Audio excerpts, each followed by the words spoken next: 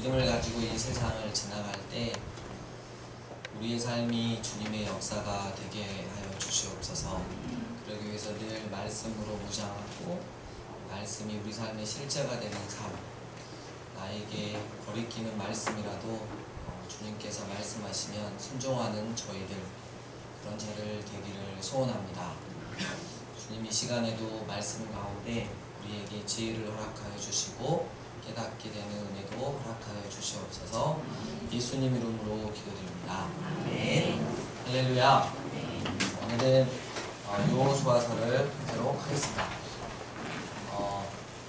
지난주에 저희가 지난번에 신명기를 다 나눴잖아요. 사람들 이렇게 웃으면서 괜찮은데 속으로 들여다보니까 너무 한 번에 빨리 나가니까 읽을 게 너무 많아가지고 이렇게 웃고 있는 것 같은데 말씀이니까 많이 읽어야지. 그런데 너무 뭐 설명이 없이 막 이렇게 막 넘어가니 막 이런 거 해가지고 뭔가 모함이 오는 것 같아서 오늘 여호수아를 앞부분만 한번 해보도록 하겠습니다. 이 여호수아서는 가나안 정복기죠. 가나안은 하나님의 약속의 땅, 그래서 언약 성취의 책이라고 할 수도 있겠습니다. 얼굴이 다들 밝으십니다. 앞쪽만 한다면 밝으시는데 그런 식으로 반응하시면 굉장히 안 돼요. 왜 더 안 하지? 이런 식으로 반응을 하셔야 돼요.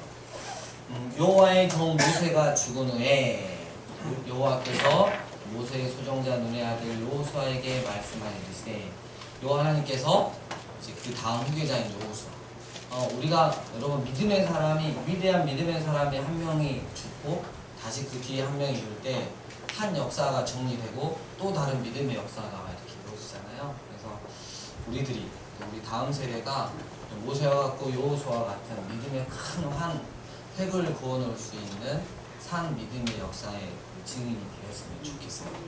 내가 믿음의 역사를 하나 쫙 굴고 가리라, 이런 믿음을 가지고 살아가시는 우리 다음 세대들이 됐으면 좋겠어요.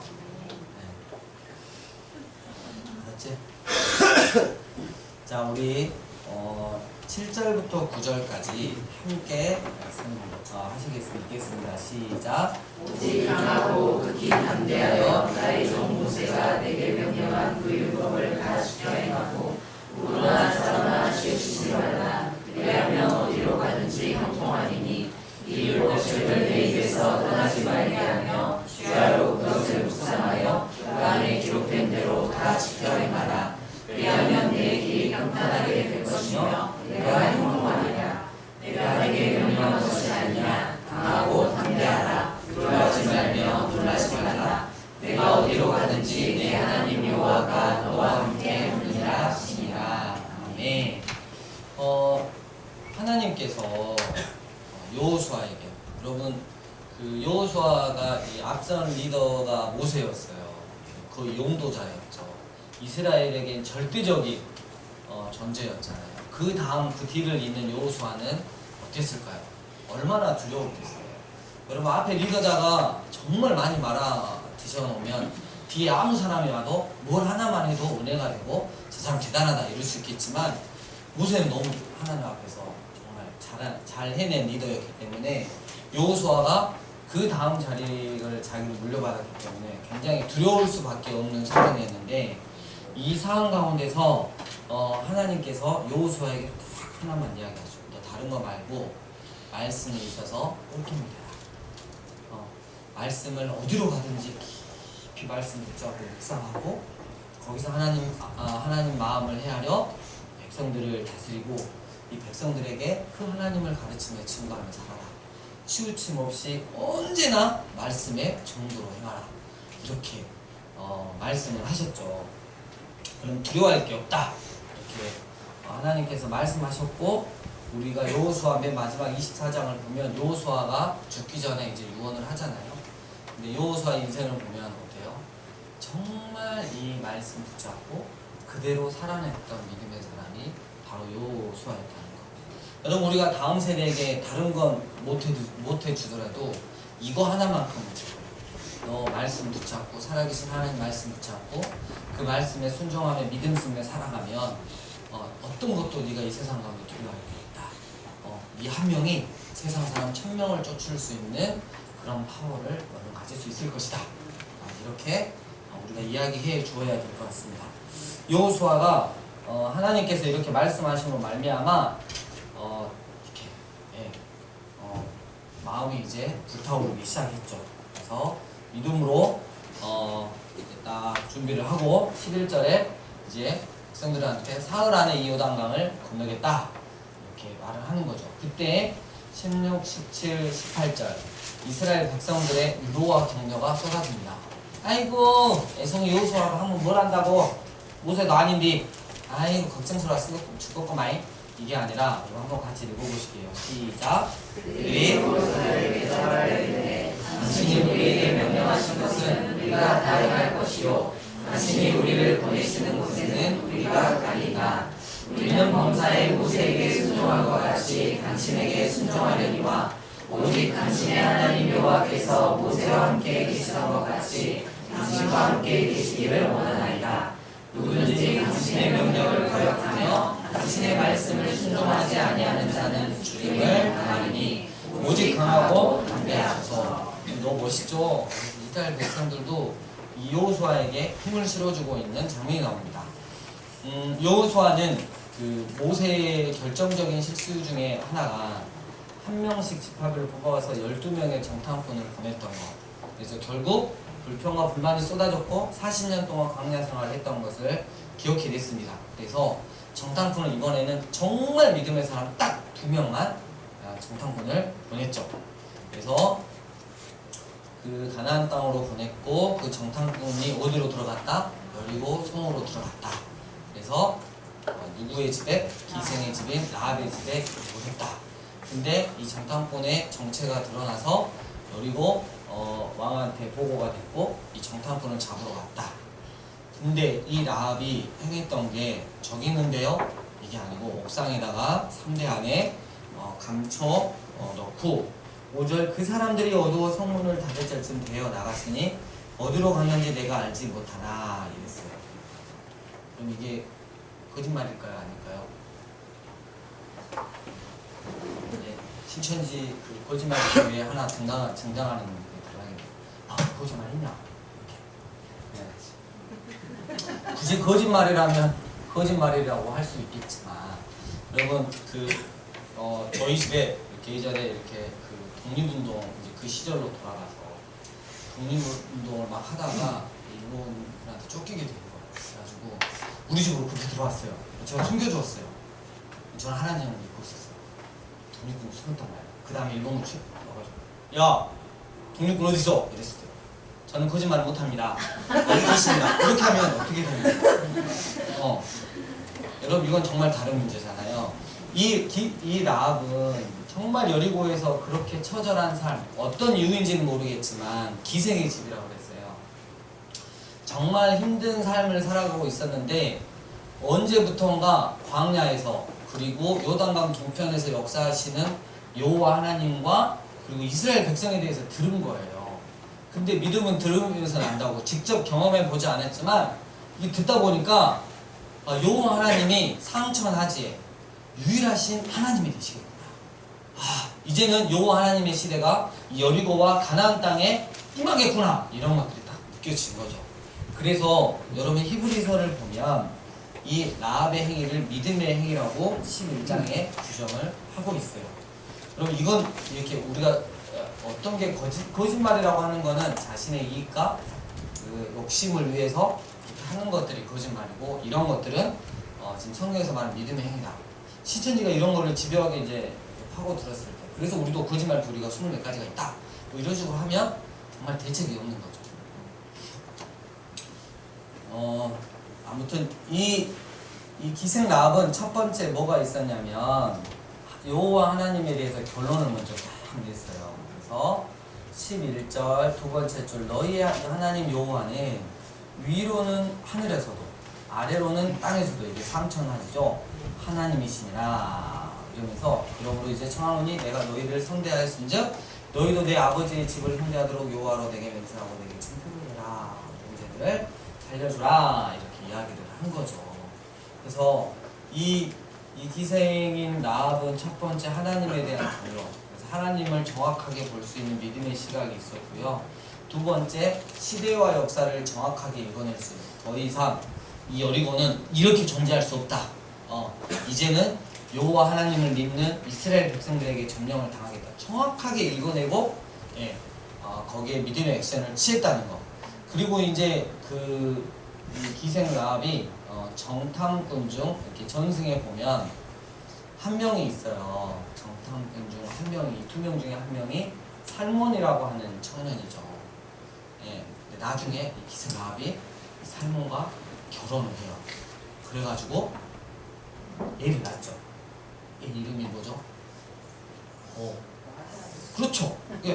라합이 봤다 이거야. 살몬 그 청년이 믿음 있는 걸 보았어. 그래서 결혼 아들 낳았는데 보았스가 된 거야. 네, 저는 이런 식으로 애들을 가르치다가 혼이 많이 나요. 여러분, 그럼 우리가 이제 청년들도 적용할 수 있는 거죠. 믿음으로 이렇게 무장하고 있다가 그 어느 날 청년이 왔어. 딱 보는데 살몬 같아. 그럼 그 다음날 어떻게 해야 돼? 그 다음날 주일날? 보따리 싸갖고 오는 거지. 그 청년 옆에 앉아야지. 보아스. 우리도 보아스 하나 나실래요? 뭐 이런 식으로 해가지고 결혼을 해야 돼. 믿음의 청년. 우리 믿음의 이제 남자 청년들이 있는데 아직 그런 경험을 해보셨다면 여러분 살몬과 같이 있으시길 바랍니다. 믿음의 수준이. 어느 날 주일 왔는데 보따리 들고 시집갈 준비하고 나타나는 거예요.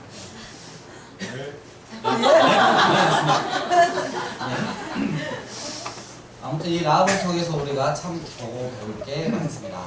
정탐꾼이 2장 24절 보고합니다. 또 여호수아에게 이르되 진실로 여호와께서 그 온 땅을 우리 손에 주셨으므로 그 땅의 모든 주민이 우리 앞에서 간담이 없도다. 확인을 정확하게 하는 거죠. 그리고 이제 3장 요단강을 도하기로 결정을 합니다. 5절에 여호수아가 또 백성에게 이르되 너희는 자신을 성결하게 하라. 여러분, 주님이 일하시기 전에 주님이 일해 주십사 하고 우리가 믿음의 눈으로 바라보기 전에 반드시 해야 되는 게 뭐냐면 우리 자신을 철저하게 회개하고 죄를 제거하는 그런 성결의 시간을 반드시 가져야 한다는 것이죠. 왜냐하면 반대로 말하면 우리 안에 죄된 모습이 여전히 남아있는데도 일이 잘 풀려요. 그러면 이제 문제가 굉장히 심각합니다. 여러분, 우리 안에 죄가 넘치는데, 예를 들어 우리 교회 공동체 안에 죄가 넘쳐나는데 죄가 제거되지 않고 있는데 주님이 막 교회를 막 이렇게 일하셔가지고 막 이렇게 흔히 말하면 그 세상적인 부흥이 막 일어나기 시작했어요. 이건 주님이 일하신 게 아니라 제가 봤을 때는 마귀가 일하는 거죠. 그래서 늘 주님의 부흥을, 주님 수준의 부흥을 경험하기 위해서 늘 우리가 하나님 앞에 성결하게 되는 시간을 반드시 가져야 한다는 것이죠. 15절에 보면 두 번째 줄 제사장들이 드디어 제사장들의 발이 물가에 어땠다? 잠겼어요. 근데 4절에 보면 이 제사장들이 요단강을 이렇게 밟았을 때 믿음의 행위를 할 때 다 봐야 되잖아요. 이스라엘 백성들이 200만 명이라면 이들까지. 근데 다 뭉쳐있으면 뒤쪽에 있는 사람 보여요? 안 보여요? 안 보여요. 그래서 4절을 보니까 900m 떨어진 곳에서 다 보기를, 하나님의 역사를 보기를 하나님이 다 바라셨죠. 잠기자 곧 위에서부터 흘러내리던 물이 그쳐서 사르단에 가까운 매우 멀리 있는 아담 성읍 변두리에 일어나 한 곳에 쌓이고 아라바의 바다 여면을 향하여 흘러간 물을 온전히 끊어짐에 백성이 여리고 앞으로 바로 건널세. 여호와의 언약궤를 맨 제사장들은 요단 가운데 마른 땅에 굳게 섰고 그 모든 백성이 요단을 건너기를 마칠 때까지 모든 이스라엘은 그 마른 땅으로 건너갔더라. 그랬어요. 여러분, 제사장들이 먼저 믿음의 액션을 취했어요. 이게 정말 중요한 거죠. 믿음은 액션을 반드시 동반한다는 거죠. 여기서 이제 우리가 또 하나 적용을 해봐야 될 게 있어요. 하나님의 일하신 가운데에는 우리의 이성과 경험을 뛰어넘는 일이 너무나 많다는 거죠. 그러니까 하나님이 되시는 거겠죠. 자, 역사 기록들을 보면 요단강은 항상 아담 주변에서, 아담 이구할 때 여기 아담 강 이름이에요. 아담 성읍이에요. 성읍 주변에서 끊어졌다고 해요. 이스라엘 역사 기록을 제가 다 찾아보니까 거짓말이겠죠. 기록을 보면 1160년, 1267년, 1534년, 1546년, 1834년, 1906년. 짧게는 몇 시간에서 길게는 10시간까지 이곳에서 강물이 끊겼다고 해요.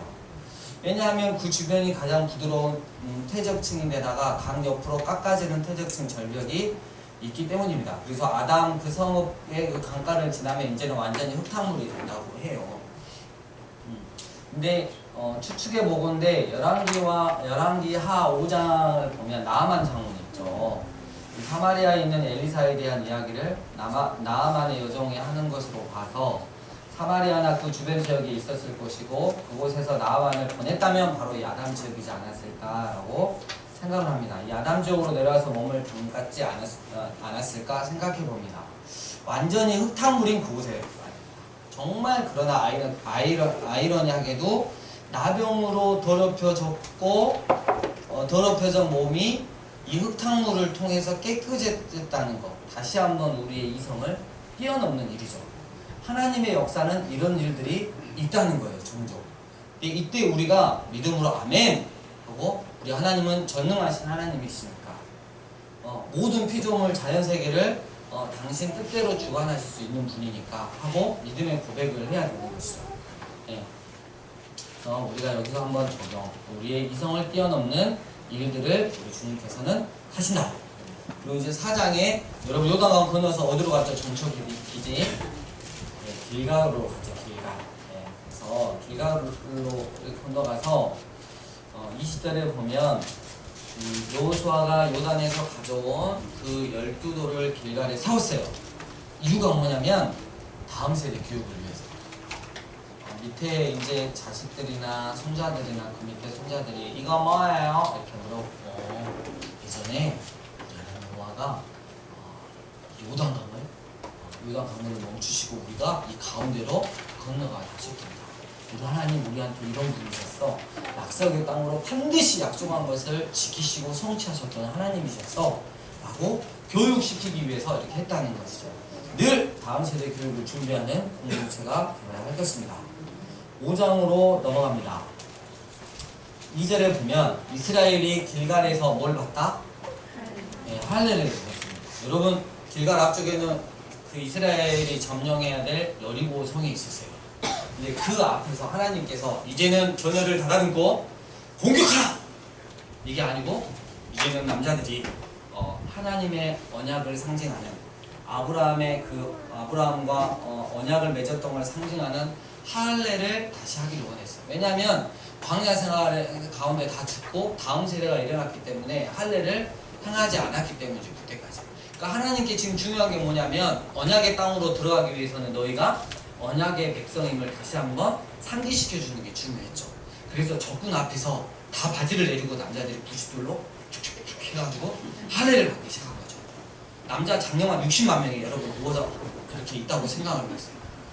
그러면 연탄집게 같은 거 갖고 와가지고 여리고에서 이렇게 찔러 하면 이렇게 순식간에 다 죽을 일이었지만 하나님은 여리고에게 너무 겁을 주시는 바람에 꿈쩍도 하지 않으셨다. 그래서 그 할례를 행했던 거. 여러분 생각해 보세요.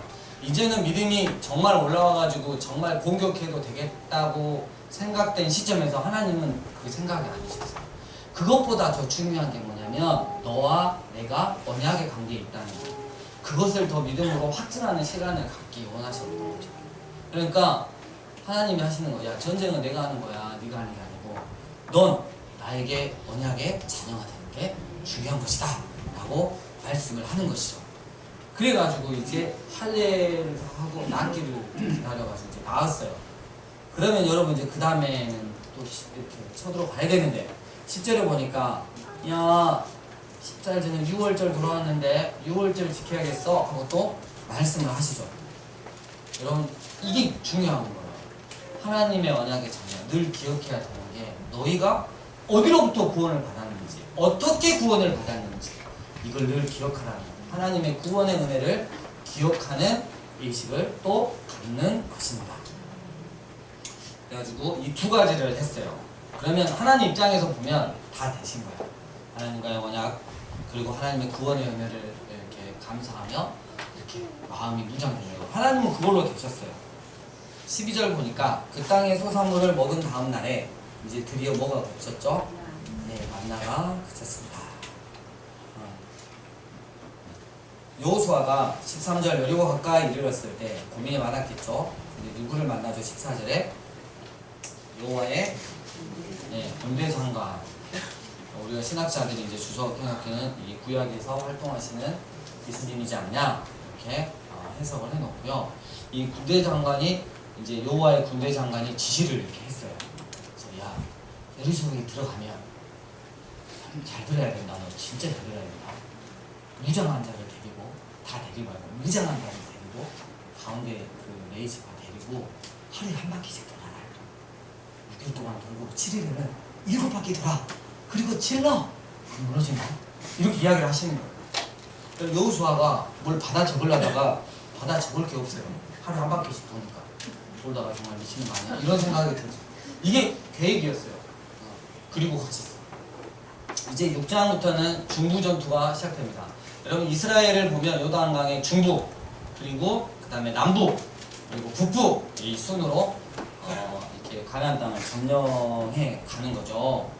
자, 6장 1절 드디어 이스라엘 자손들로 말미암아 여리고는 굳게 닫혔고 출입하는 자가 없더라. 얼마나 분위기가. 3절 너희 모든 군사는 그 성을 둘러 성 주위를 매일 한 번씩 돌되 엿새 동안을 그리하라. 딱 이야기했어요. 4절 제사장 7은 7 양각 나팔 밑줄 짝을 잡고 요 연합계 앞에서 나아갈 것이요 7째 날에는 그 성을 7번 돌며 그 제사장들은 나팔을 불 것이며 이랬어요. 제사장 7은 7 뭐를 불었다? 양각 나팔이에요. 여러분 전쟁에 쓰는 나팔은 은나팔이에요. 네. 금나팔입니까? 은나팔이에요. 전쟁에 이렇게 출정하면서 부는 나팔은 은나팔이에요. 그러면 이 양각 나팔은 뭐냐? 이건 예배를 위한 나팔이에요. 그러니까 이미 불면서 나가는 거는 승리를 기념하기 위해서 나가는 거예요. 여리고 성이 무너지게 해주세요. 이게 아니에요. 이미 믿음으로 취했다고 보고 믿음의 행진을 하고 있는 거죠. 정말 대단한 믿음입니다.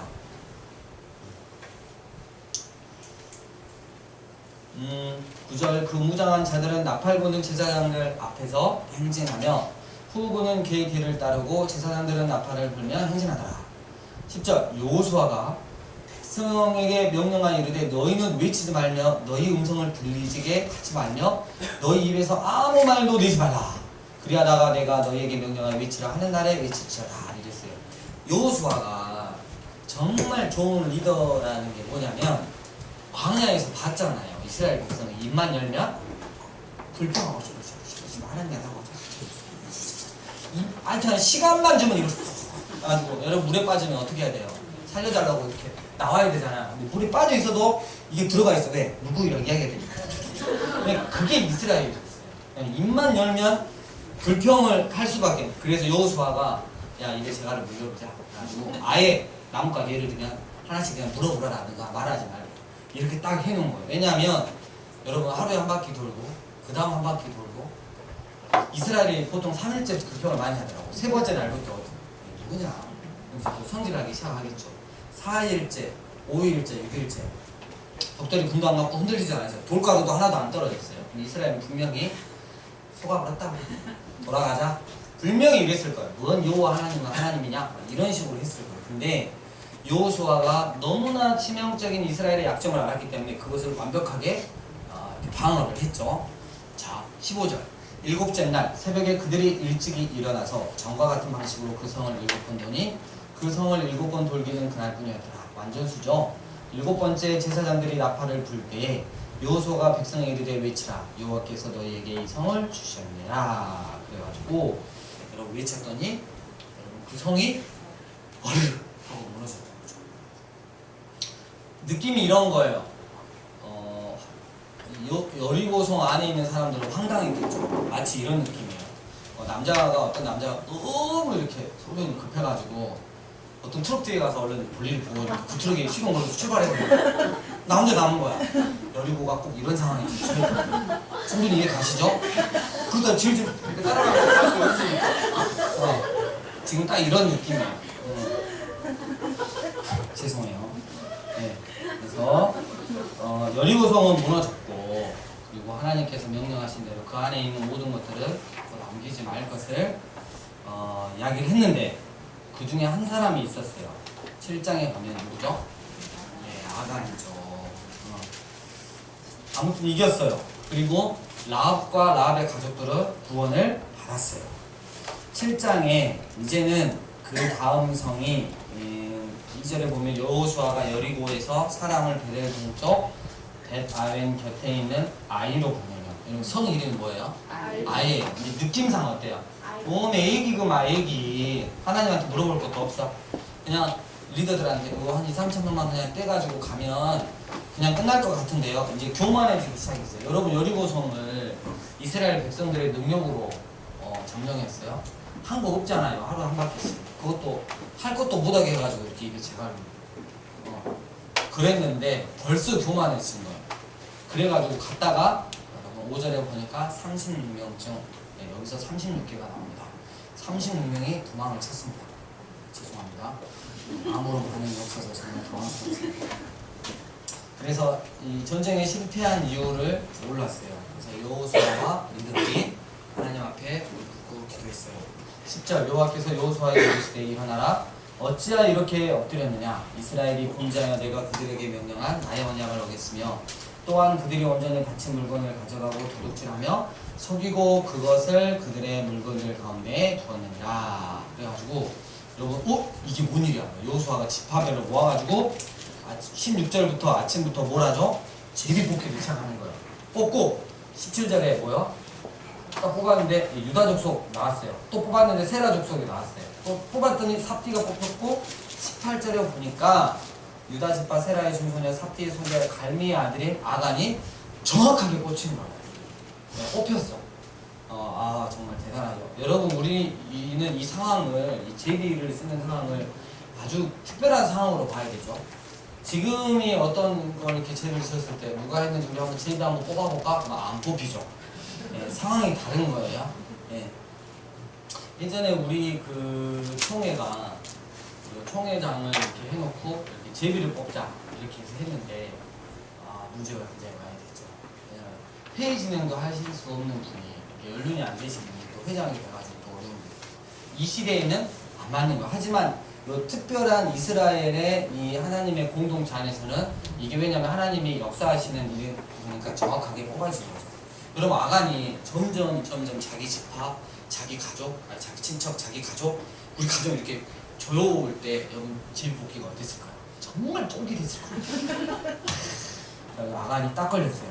그래가지고 20절 아간이 여호수아에게 대답하여 이르되 참으로 나는 이스라엘의 하나님 여호와께 범죄하여 이러이러 행하나이다. 제가 물건을 노력했는데 신할산, 바벨론산, 지금으로 말하면 뭐 미국산 뭐 이런 거죠. 그래서 아름다운 외투 한 벌과 그러니까 좋은 아주 외투 한 벌과 그 다음에 은 200세겔과 그 무게가 50세겔 되는 금덩이 하나를 보고 탐내어 가졌습니다. 이렇게 말하죠. 이스라엘이 실패한 이유를 알았어요. 교만했었고 그 가운데 죄가 있었고 그래서 이 죄를 제거합니다. 그리고 8장에 이제 아이성을 점령하러 가는데 2장 끝부분에 너는 아이성 뒤에 복병을 둘지니라 하시니 이랬어요. 하나님은 여러분 그 이스라엘 백성들이 아이성으로 그냥 무작정 쳐들어가가지고 쫓겨났잖아요. 전쟁에서 쫓겨났잖아. 이것을 실패를 작전 소스로 사용합니다. 또 한 번 올라가라. 그럼 걔들이 치러 올 거다. 도망가라. 대신 양쪽에 매복하고 있어라. 이렇게 하는 거죠. 그래가지고 하나님을 의지해서 그 작전 명령으로 올라갑니다. 그래가지고 패한 척하고 도망을 가죠. 아이성이 아이고 저것들 저거랑 똑같네 하고 성문을 열어놓고 아무도 남겨주지 않은 채 군인들이 다 쫓아와 나왔어요. 그때 양쪽에 매복하고 있는 이스라엘 군인들이 아이성을 들어가서 점령하고 불을 지릅니다. 그래서 아이성을 함락을 시키는 장면이 바로 이 8장에서 나오게 됩니다. 30절 그때 여호수아가 이스라엘의 하나님 여호와를 위하여 에발산에 한 제단을 쌓았으니 이는 여호와의 종 모세가 이스라엘 자손에게 명령한 것과 모세 율법책에 기록된 대로 새 연장으로 다듬지 아니한 새 돌로 만든 제단이라. 우리가 여호와께 번제물과 화목제물을 그에게 드렸으며 여호수아가 거기서 모세가 기록한 율법을 이스라엘 자손의 목전에서 그들 돌에 기록하매. 이렇게 하면서 절반은 33절 네 번째 줄 어디요? 그리심산, 절반은 에발산. 예전에 신명기에서 이야기를 하고 있죠. 약속의 땅에 들어가면 그리심산과 이 에발산에 서가지고 율법을 낭독하라라는 거. 여러분, 그러니까 지금으로 말하면 이제 여리고성 전투하고 아이성 전투 끝났어요. 잠시 전열을 가다듬을 때 말씀 확인을 하는 거예요. 하나님 말씀 붙잡고 다시 한번 이렇게 하면 하나님 앞에 뭘 받고 이렇게 하면 하나님께 저주를 받는다. 특이하게 이스라엘 가보면 그리심산은 축복의 산이라 그런지 나무들이 좀 있어요. 초록초록 하거든요. 근데 에발산은 저주의 산이라 그런지 시커매요. 네, 그래가지고 보시면 나중에 우리 한번 같이 가시게요. 같이 가시게요. 그리고 그다음부터 남부전투가 시작됩니다. 다음 주에 계속하겠습니다. 주님 가르쳐 주신 대로 마치겠습니다. 하늘에 계신 우리 아버지여, 이름이 거룩하게 여겨주시며 나라의 것이여 뜻이 하늘에서 이루어진 것 같이 땅에서 이루어지리라. 오늘날 우리에게 원하는 것을 주시고 우리가 우리에게 죄진 자를 사하여 준 것 같이 우리의 죄를 사하여 주시고 우리를 시험에 들게 하지 마시고 다만 하나님께서 없어서 내게 나라와